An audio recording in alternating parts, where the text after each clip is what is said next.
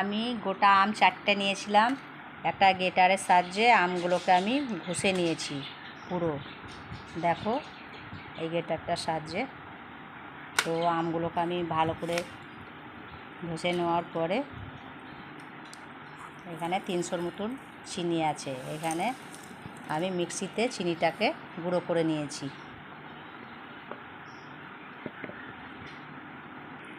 আমি চিনিগুলো আমের সঙ্গে কিছুক্ষণ মাখিয়ে রাখবো। আমের যে জল থাকে একটা, সেই জলটা বেরিয়ে যাবে, চিনির সঙ্গে ভালোভাবে মিশে গলে যাবে। এইভাবে কিছুক্ষণ রাখবো।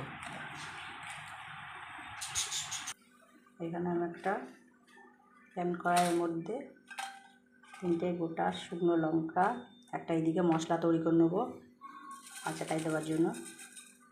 গোটা জিরে, ধনে আর 5 ফোড়ন দিয়ে এটা সব একসঙ্গে ভালো করে ভেজে নেব। আমার মশলাগুলো ভাজা হয়ে গেছে, আমি একটা মিক্সি সাজিয়ে গুঁড়ো করে নেব।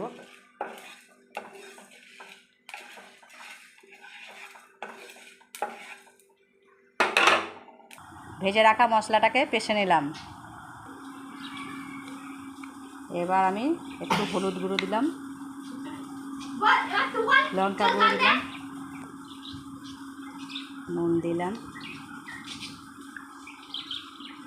দিয়ে ভেজে রাখা মশলাটাকে দিয়ে দিলাম, দিয়ে সব একসঙ্গে ভালো করে মাখিয়ে নেব।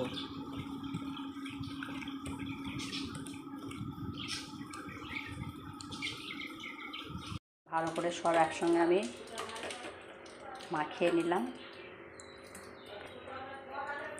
তারপরে এবার আমি এখানে দিয়ে দেবো